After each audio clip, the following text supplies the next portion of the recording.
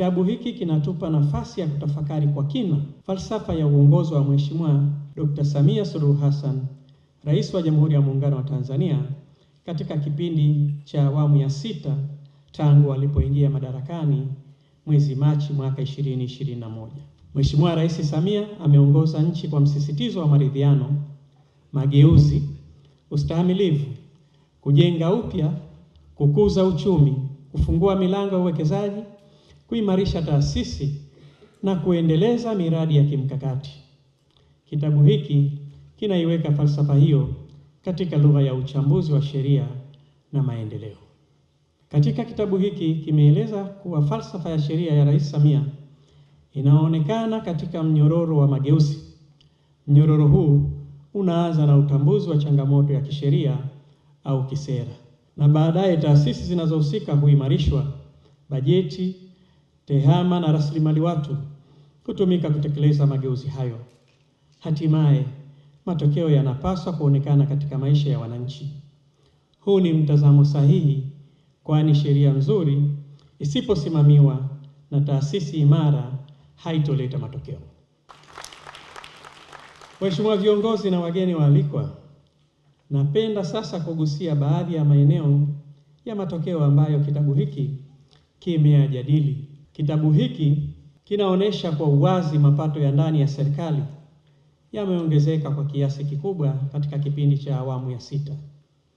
Mapato ya ndani yalikuwa takriban shilingi trilioni 20.59 mwaka 2020-2021 na kupanda hadi kufikia shilingi trilioni 40 katika bajeti ya mwaka 2026. Hili ni ongezeko kubwa linaloonyesha kuimarika kwa uwezo wa serikali kugharamia maendeleo, ikiwemo kugharamia barabara, reli, umeme, maji, afya na mengineyo kwa kutumia vyanzo vyake vya ndani.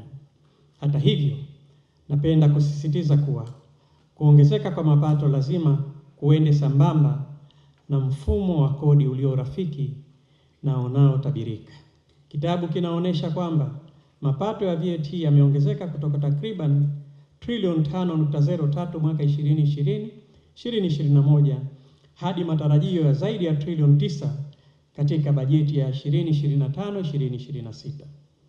Hii inaonyesha kwamba VAT imeendelea kuwa chanzo muhimu cha mapato, lakini muhimu zaidi katika kitabu hiki kinaonyesha kwamba kodi zimeanza kuendana na uchumi wa kidijitali. Serikali itaendelea kusimamia eneo hili kwa tahadhari. Tunahitaji kukusanya mapato stahiki kutokana na uchumi wa kidijitali, lakini pia tunahitaji kulinda ubunifu, vijana, wajasiriamali na biashara ndogo ndogo zinazotumia majukwaa ya mtandao.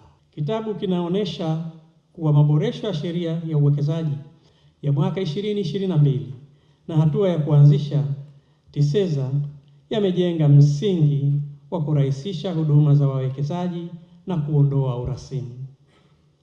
Hii ni muhimu sana kwa sababu wawekezaji wanatafuta mazingira yenye kutabirika, wanataka kujua taratibu zikoje, vibali vinapatikanaje, kodi zikoje, ardhi inapatikanaje, mikataba inalindwaje na taasisi zinafanya kazi kwa kiasi gani. Serikali ya awamu ya 6 imeweka msisitizo mkubwa katika kuvutia wawekezaji wa ndani na nje. Hata hivyo, uwekezaji tunaotaka si uwekezaji wa takwimu pekee, bali uwe ni uwekezaji unaozalisha ajira, unaoongeza teknolojia, unaoongeza mapato ya serikali na unaoongeza ushiriki wa Watanzania katika uchumi. Ni imani yangu kuwa kitabu hiki kitakuwa rejea muhimu kwa viongozi wa serikali, wabunge, majaji, mawakili, watunga sera, wasomi, wanafunzi, sekta binafsi na wananchi. Kitusaidie kutafakari kwa kina kuhusu hatua tulizopiga, changamoto zilizopo na njia bora ya kusonga mbele.